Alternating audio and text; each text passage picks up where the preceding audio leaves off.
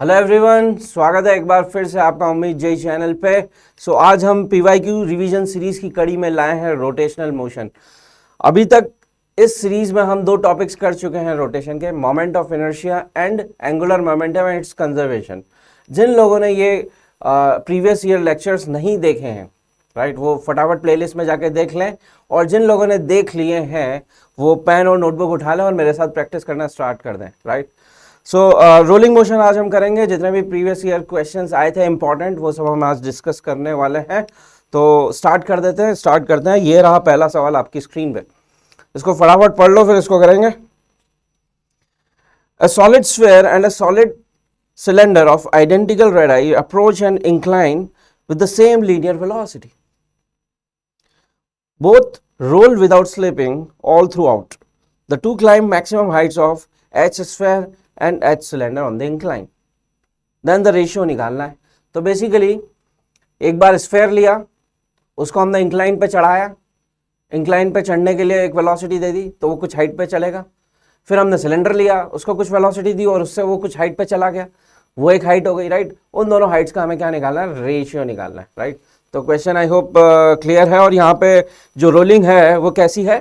Pure rolling है, क्योंकि slipping यहाँ पे नहीं हो रही है, राइट। अब हम क्या करते हैं, यहाँ पे चूंकि स्लिपिंग नहीं हो रही है, इसका मतलब है प्योर रोलिंग है, इसका मतलब है फ्रिक्शन का कोई भी वर्क डन नहीं है, और फ्रिक्शन का कोई भी वर्क डन नहीं है तो मतलब यहाँ पे एनर्जी इज कंजर्व, राइट। तो बेसिकली हम एनर्जी कंजर्व कर सकते हैं, पहली चीज। दूसरी चीज, सबसे पहले एनर्जी कंजर्व करने से पहले हम क्या करते हैं? स्फेयर एंड सिलेंडर का काइनेटिक एनर्जी लिख देते हैं, राइट। क्योंकि चूंकि ये रोलिंग मोशन है तो इसमें रोटेशनल काइनेटिक एनर्जी भी आएगी और ट्रांसलेशनल काइनेटिक एनर्जी भी आएगी, right. So let's focus first on kinetic energies, right, फिर हम एनर्जी कंजर्व करेंगे। तो सबसे पहले स्फेयर की बात की जाए या किसी भी बॉडी की अगर बात की जाए, और अगर वो रोटेशनल मोशन और ट्रांसलेशनल मोशन दोनों ही करता है, राइट, तो हम काइनेटिक एनर्जी कैसे निकालेंगे? या आपने थ्योरी में आराम से पढ़ा होगा। Total kinetic energy of a body is kinetic energy due to rotational motion plus kinetic energy due to translational motion, right। Translational motion के कारण काइनेटिक एनर्जी लिखो, रोटेशनल मोशन के कारण काइनेटिक एनर्जी लिखो, और दोनों को ऐड कर दो, आपको टोटल काइनेटिक एनर्जी मिल जाएगी, राइट। तो हम सबसे पहले स्फेयर की बात करते हैं, सॉलिड स्फेयर की, राइट। सॉलिड स्फेयर की बात कर ली जाए, सॉलिड स्फेयर में रोटेशनल काइनेटिक एनर्जी क्या हो जाएगी? 1/2I about centre of mass into omega square, right. 1/2I, solid sphere का I होता है 2/5 स्क्वायर। ये हो गया I into omega square plus translational kinetic energy, वही पॉइंट पार्टिकल की जो एनर्जी होती है, मतलब सॉलिड स्फेयर का जो सेंटर ऑफ मास जिस वेलोसिटी से मूव करेगा, अगर वो V0 में ले लेता हूँ, राइट, तो यहाँ आ जाएगा 1/2 m V0 स्क्वायर, राइट, ये हो जाएगा। अब यहाँ पे चूंकि हमें बोला गया है कि ये लीनियर मोशन है, राइट, और अगर लीनियर मोशन है तो मैं V को क्या लिख सकता हूँ? सॉरी, हमें बोला गया है कि ये एक rotational motion, sorry rolling motion है, और वो भी प्योर रोलिंग मोशन है। तो प्योर रोलिंग में क्या होता है? V is equal to omega, क्योंकि पॉइंट पार्टी जो बॉटम मोस्ट पॉइंट है स्फेयर का, जो सरफेस के कांटेक्ट में होता है, उस वो स्लिप नहीं करता, राइट, सरफेस पे वो स्लिप नहीं करता है, तो वहां से आप V is equal to omega r निकाल सकते हैं। तो यहाँ पे V is equal to omega r हम रख देते हैं, राइट। क्या आ जाएगा? ओमेगा को मैं V/R लिख सकता हूँ, करेक्ट। ये आ जाएगा 1/2 2/5 mr स्क्वायर, और यहाँ मैंने लिख दिया V0 square by R square, plus ये ऑलरेडी हमारे पास है 1/2 m V0 स्क्वायर, राइट। चूंकि हम V में क्यों लिख रहे हैं इस इक्वेशन को? क्योंकि हमें गिवन है यहाँ पे कि solid cylinder and solid sphere दोनों को हमने सेम लीनियर वेलोसिटी से रोल कराया है, राइट। इसलिए हम V में इक्वेशन ला रहे हैं, क्योंकि जब रेशियो लेंगे तो V से V कैंसिल हो जाएगा, सॉलिड का and solid cylinder and solid sphere का, राइट।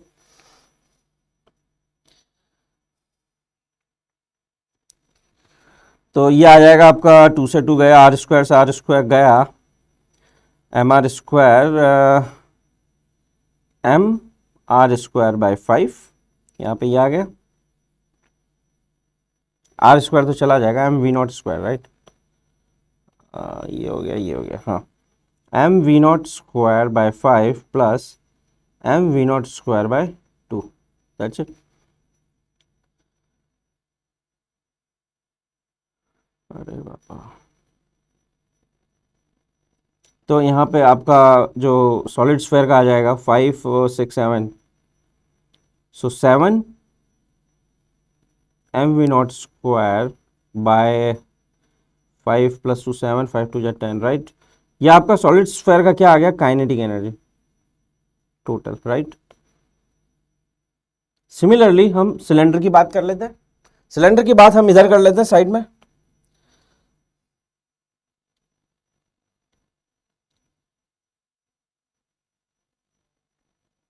Solid cylinder, right. तो सॉलिड सिलेंडर की total kinetic energy is equal to, rotational kinetic energy हो जाएगी 1/2, मोमेंट ऑफ इनर्शिया होता है इसका m r स्क्वायर बाय 2, ये मोमेंट ऑफ इनर्शिया हो गया, एंड यहाँ आ जाएगा omega square plus 1/2 capital M v not square, right. फिर से ओमेगा को हम लिख देते हैं कुछ, राइट। ओमेगा को क्या लिख देते हैं, वी नॉट बाय आर। सो यहाँ आ जाएगा 1/2 एम आर स्क्वायर बाय 2, इसको मैंने लिख दिया V not square by R square, और यहाँ हो गया 1/2 M we not square, right.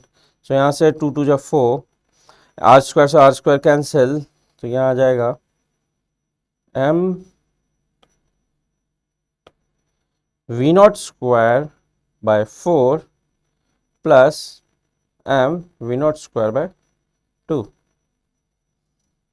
तो ये क्या आ जाएगा, अगर 4 एलसीएम ले लिया जाए, ये 4 नीचे आ गया, m we not square as it is है तो 1 है, और यहाँ 2 आ जाएगा, 3 M we not square by 4। तो ये आ गया आपके पास total kinetic energy solid cylinder का, राइट। ये सॉलिड सिलेंडर का टोटल काइनेटिक एनर्जी है। अब हम क्या करते हैं, काइनेटिक एनर्जी आ चुकी है, अब हम एनर्जी कंजर्व कर देते हैं, राइट। सो एनर्जी कंजर्व कर दी जाए, आपको आता ही होगा, वर्क पावर एनर्जी आपने पढ़ी है, राइट। सो एनर्जी कंजर्व कर दी जाए, तो सॉलिड सिलेंडर की अगर बात करें, सॉलिड स्फेयर की सबसे पहले बात कर लेते हैं। तो mass of solid sphere into g into solid sphere, मान लो ये हाइट पे जाता है, राइट। तो that must be equal to total kinetic energy of solid sphere, जो हम ऑलरेडी निकाल चुके हैं, क्या है। अच्छा, एम जो है ना, दोनों का डिफरेंट है, मैंने यहाँ पे गलती से सेम ले लिया है, तो एनीवे कैंसिल आउट हो जाएगा। तो यहाँ पे जो सॉलिड स्फेयर है वो है 7m v not square by 10, right. यहाँ से m कैंसिल, ये मैंने फर्स्ट इक्वेशन बोल दी है, ये आपकी फर्स्ट इक्वेशन हो गई। फिर सिमिलरली यही सेम ट्रीटमेंट हम सॉलिड सिलेंडर के लिए भी करेंगे। तो एम जी एच सिलेंडर, ये मास डिफरेंट है सिलेंडर और स्फेयर का, राइट। गलती से मैंने सेम ले लिया, बट एनी वो कैंसिल आउट ही होने वाला, राइट। और यहाँ पे इसका टोटल एनर्जी है 3 M we not square by 4, ये एम से एम कैंसिल, राइट। इसको मैंने बोल दिया सेकंड इक्वेशन। अब आपको क्या चाहिए, H square divided by h cylinder. तो फर्स्ट इक्वेशन को सेकंड इक्वेशन से हम डिवाइड कर देते हैं। तो डिवाइड इक्वेशन 1 विथ इक्वेशन 2, तो यहाँ आ जाएगा h square divided by h cylinder is equal to 7/10 divided by 3/4, right? 7/3, 10 और ये 4, राइट। सो ये 5 हो गया, 5 3 15, 7 2 14, तो आपका आंसर आ चुका है बी, राइट। आपका आंसर क्या आ जाएगा, 14/15, ऑलराइट। सो ये रहा पहला सवाल। ये बिल्कुल सिंपल सा ही क्वेश्चन था, राइट। इसमें जो कॉन्सेप्ट यूज़ हुआ है वो हुआ है कि अगर कोई बॉडी रोल करती है तो उसका काइनेटिक एनर्जी कैसे लिखते हैं। दूसरा कॉन्सेप्ट यूज हुआ है एनर्जी कंजर्वेशन का, right. So that's it as far as second question is concern. Next question पे चला जाए, ये रहा आपका नेक्स्ट क्वेश्चन, राइट। इसे पढ़े जरा, फिर इसको करेंगे। सो ये क्वेश्चन क्या कहता है, string is wound around a hollow cylinder of, अच्छा हॉलो सिलेंडर है, ठीक है, पॉइंट टू बी नोटेड, यहाँ पे गलतियां हो जाती है। हॉलो सिलेंडर दिया है तो मोमेंट ऑफ इनर्शिया लिखते टाइम हमें थोड़ा सा ध्यान रहना पड़ेगा, ध्यान रखना पड़ेगा। A string is wound around a hollow cylinder of mass 5 kg and radius 0.5 meter. If the string is now pulled with a horizontal force of 40 Newton and the cylinder is rolling without slipping on a horizontal surface, then the angular acceleration of the cylinder will be. So angular acceleration निकालना है अपने को, right? सो cylinder पे हमने 40 Newton का force लगाया और ये क्या कर रहा है, विदाउट स्लिपिंग रोल कर रहा है। सो अब हम क्या करते हैं, सबसे पहले इस सिलेंडर का फ्री बॉडी डायग्राम बना लेते हैं, राइट। तो ये आपका सिलेंडर हो गया,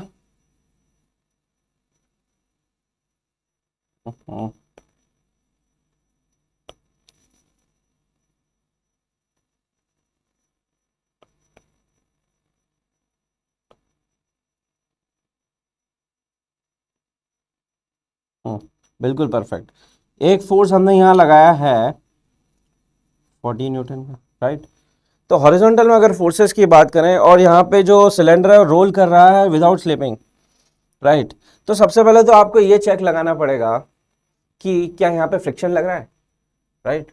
तो सबसे पहले आप ये चेक लगाएंगे क्योंकि हमें नहीं पता ना कि अगर रोल कर रहा है और फोर्स भी लगाया है तो ऑब्वियसली जो सरफेस है वो रफ होनी चाहिए, राइट। अब यहाँ पे फ्रिक्शन की ज़रूरत है क्या, तो यहाँ पे जब आप चेक लगाएंगे कि फ्रिक्शन लगेगा या नहीं लगेगा, राइट, तो वो चेक लगाने के लिए आपको क्या करना होगा, आपको देखना होगा सबसे पहले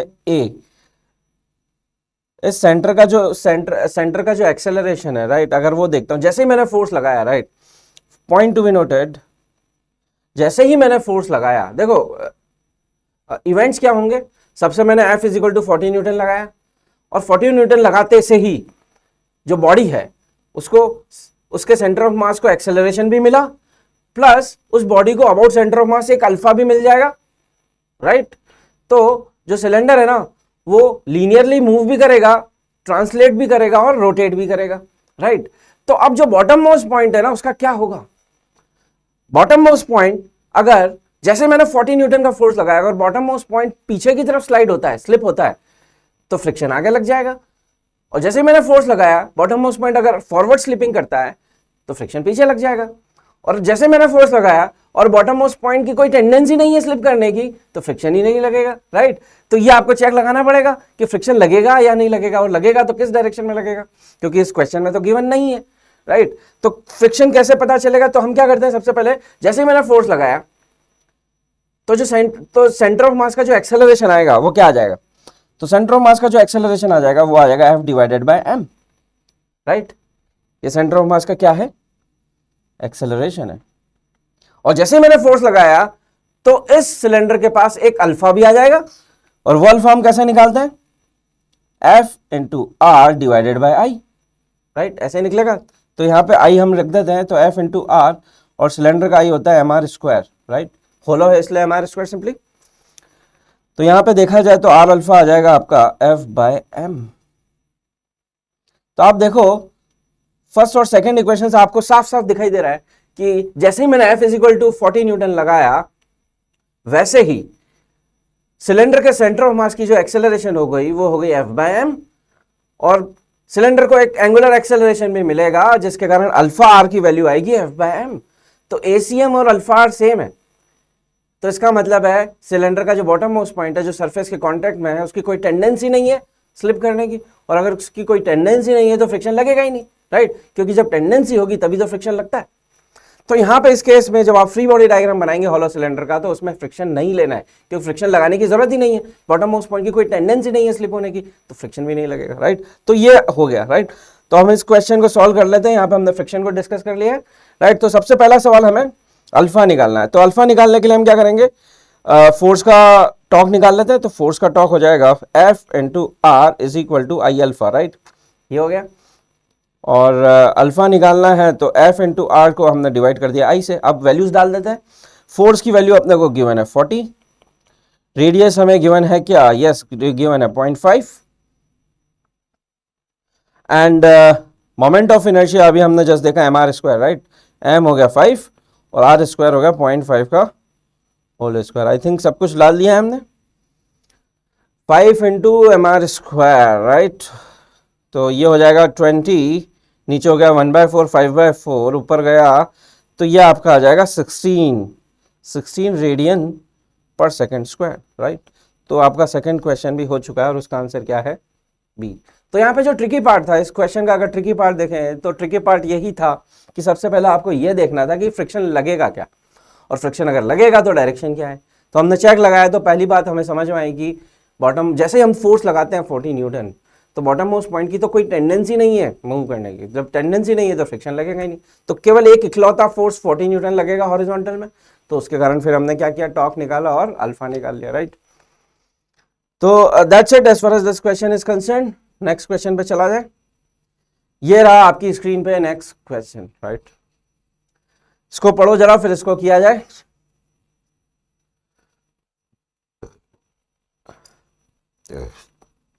A homogeneous solid cylinder roller of radius r and mass m is pulled on a cricket pitch by horizontal force. Assuming rolling without slipping, तो एंगुलर एक्सेलरेशन बताना है, अल्फा बताना है।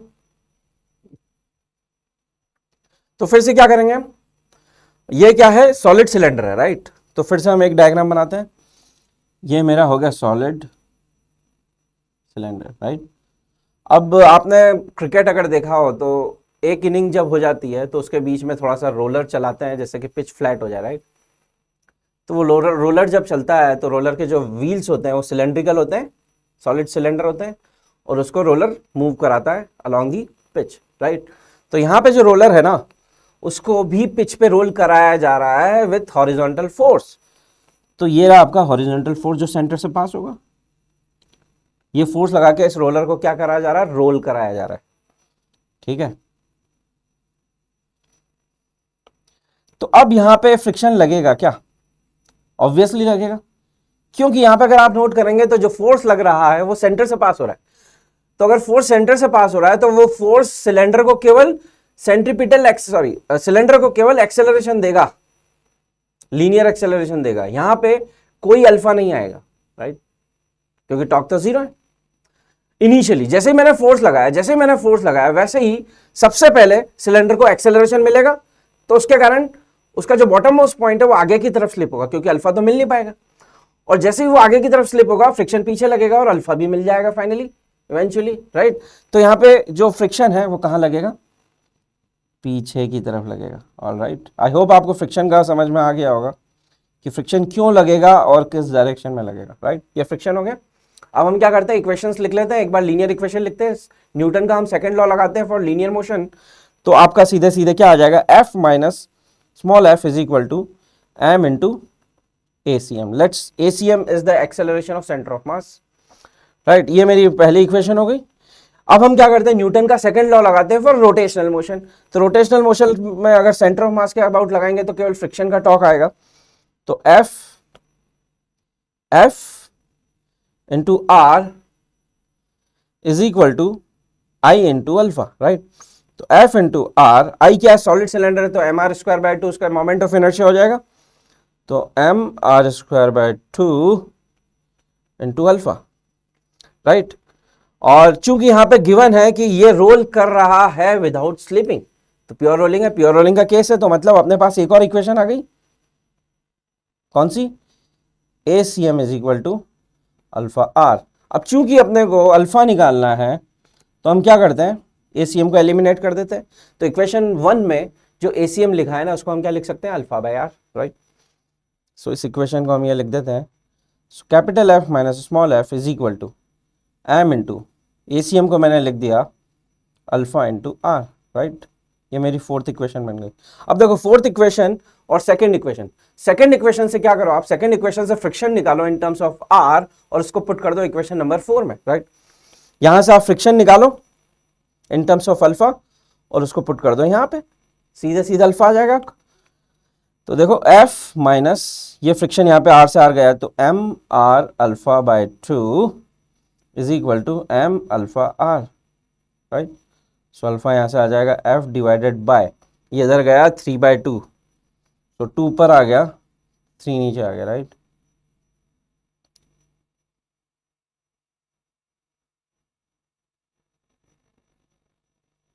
ये आपका क्या आ गया, अल्फा आ चुका है, right. This is your alpha. अब आप चेक कर लें ऑप्शंस, ऑप्शन चेक करेंगे तो बी ऑप्शन आपका बिल्कुल करेक्ट ऑप्शन है। ऑलराइट, तो ये क्वेश्चन भी हो गया आपका। आई होप आपको समझ में आ गया होगा। इसमें कुछ नहीं करना है, एक बार हमने न्यूटन सेकंड लॉ लगाया फॉर लीनियर मोशन, एक बार लगाया newton second law for rotational motion, दो इक्वेशन बनी, प्लस रोलिंग विदाउट स्लिपिंग है तो प्योर रोटेशन है, प्योर रोलिंग है तो ACM is equal to alpha, भी इक्वेशन मिल गई। ये 3 इक्वेशन को सॉल्व करके हमने अल्फा निकाल लिया, राइट। That's it. आगे चला जाए तो नेक्स्ट क्वेश्चन ये रहा आपके सामने, इसको भी पढ़ ले जरा। तो ये क्वेश्चन क्या है, इस क्वेश्चन को पढ़ें। Small object of uniform density rolls up a curved surface with an initial velocity v. It reaches up to a maximum height of 3v square by 4g with respect to the initial position. The object is, तो जो object है ना उसको हमने role कराया without slipping और वो कुछ हाइट तक चला गया, वो गिवन है, तो हमें बताना वो ऑब्जेक्ट है क्या, राइट। तो देखें, तो यहाँ पे भी बेसिकली हम क्या कर लेंगे, चूंकि इसको हमने रोल कराया है और प्योर रोल ये कर रहा है, तो यहाँ पे भी जो फ्रिक्शन का कोई वर्क डन नहीं है, फ्रिक्शन का अगर कोई वर्क डन नहीं है मतलब एनर्जी लॉस नहीं होगा, और अगर एनर्जी लॉस नहीं होगा तो आप एनर्जी कंजर्व कर सकते हैं, राइट। एनर्जी कंजर्व आप यहाँ पे इजीली कर पाएंगे। तो मान लो ये जो है, जो भी पार्टिकल है, पता नहीं मुझे, जो भी है वो फाइनली यहाँ तक पहुँच जाता है, राइट। और ये हाइट आपको गिवन है, this height is 3v square upon 4g, ये आपको गिवन है, राइट। तो हम एनर्जी कंजर्व कर देते हैं, राइट। नीचे काइनेटिक एनर्जी होगी टोटल, इस बॉडी की जो भी टोटल काइनेटिक एनर्जी है वो मैक्सिमम पॉइंट पे क्या कन्वर्ट हो जाएगी, सारी की सारी पोटेंशियल एनर्जी में।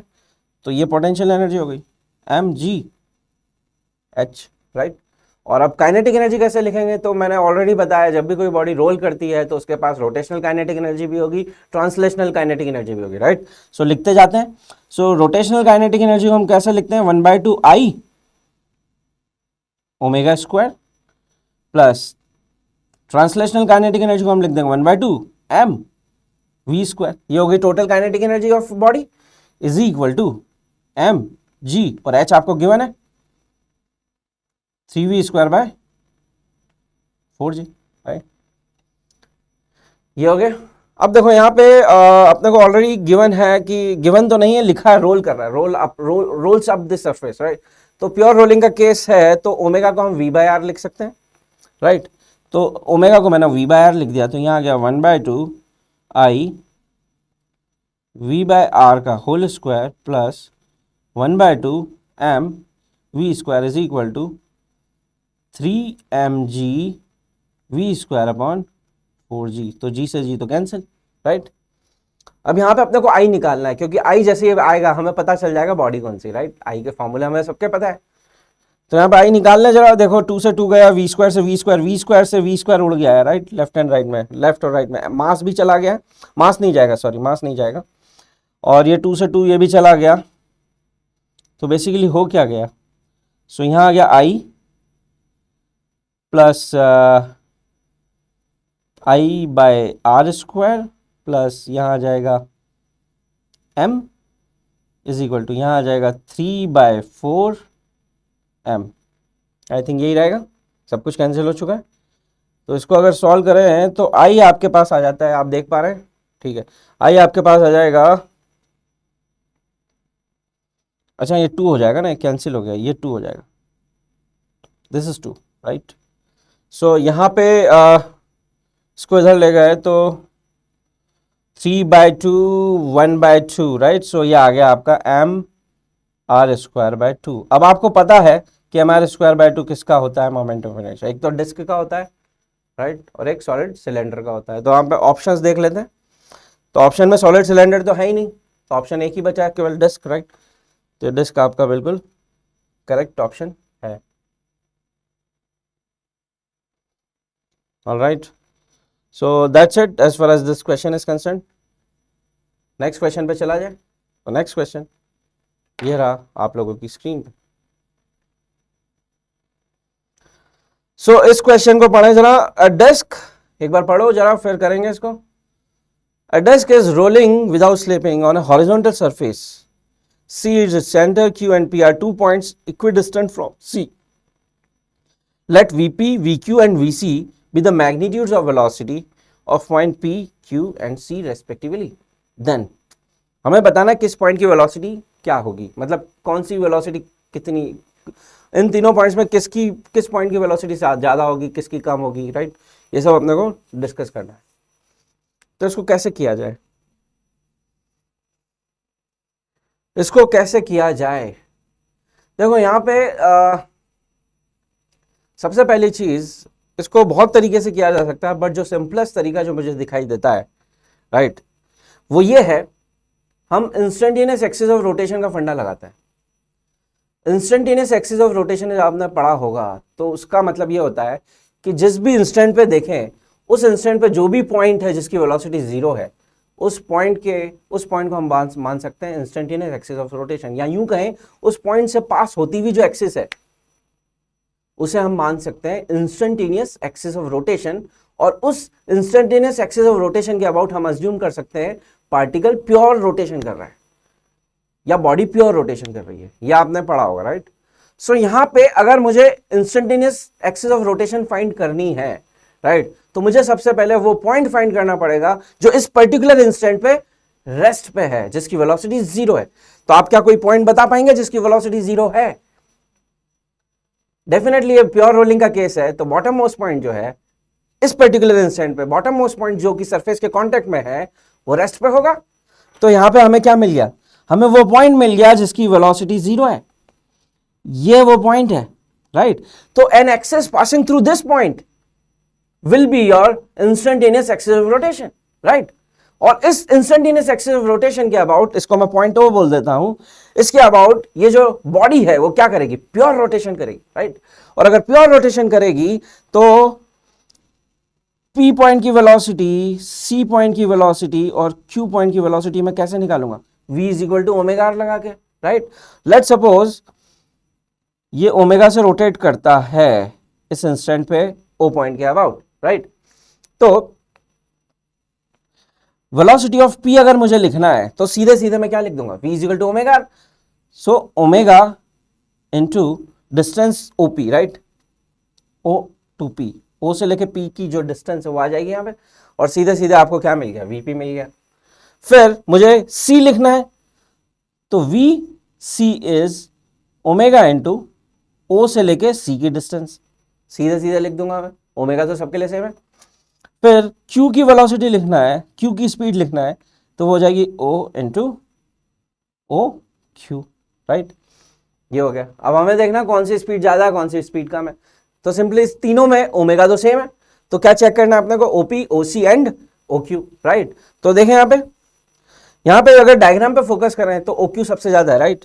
डायग्राम पे अगर आप फोकस करेंगे तो OQ सबसे ज्यादा, फिर नंबर आता है OC का, फिर नंबर आता है OP का, राइट। तो इसी में इसी ऑर्डर में आपका वेलोसिटी भी हो जाएगा, वेलोसिटी का मैग्नीट्यूड। तो OC मतलब VQ, OC मतलब VQ, सॉरी OQ मतलब VQ, OC मतलब VC, तो फिर ये VC आ जाएगा, फिर आपका आ जाएगा VP। तो बस ये आ गया आपका आंसर, ऑलरेडी आ चुका है। अब आप देखें ऑप्शंस कौन कौन से करेक्ट है। VQ, VC, VP, आपका ए ऑप्शन जो है ना बिल्कुल सही है, ठीक है, ए ऑप्शन आपका बिल्कुल सही है। बाकी ऑप्शन तो हो ही नहीं सकते, इक्वल तो किसी भी पॉइंट का नहीं है वेलोसिटी, राइट। तो आपका सी ऑप्शन गया।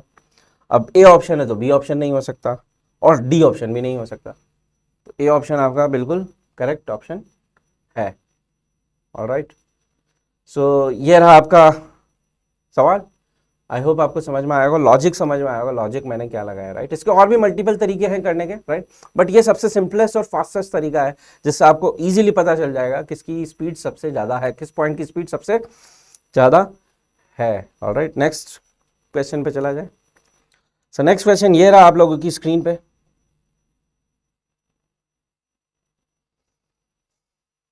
तो इस क्वेश्चन को पढ़ा जाए। A cylinder rolls up an inclined plane, reaches some height and then rolls down without slipping throughout these motions. The direction of frictional force acting on the cylinder. तो cylinder पहले ऊपर जाता है फिर नीचे आता है, तो बताओ कि सिलेंडर की फ्रिक्शन की डायरेक्शन क्या होगी through out the motion, right. तो कैसे किया जाए इसको?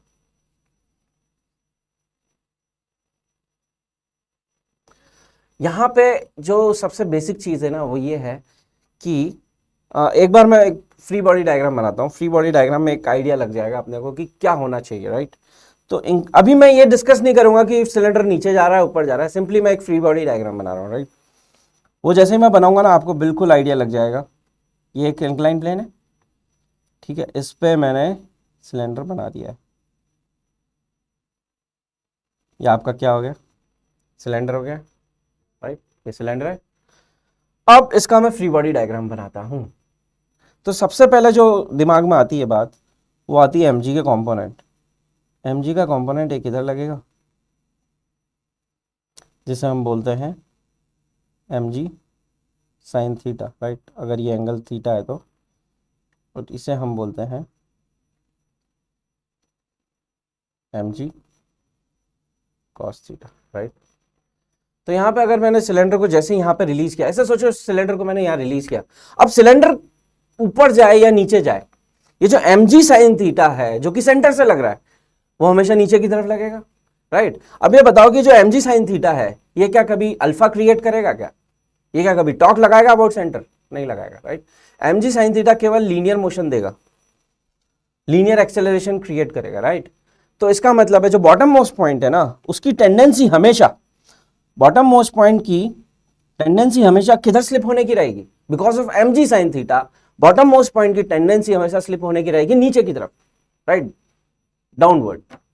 तो हमेशा भले ही सिलेंडर ऊपर जाए या नीचे आए, हमेशा फ्रिक्शन किधर लगता है?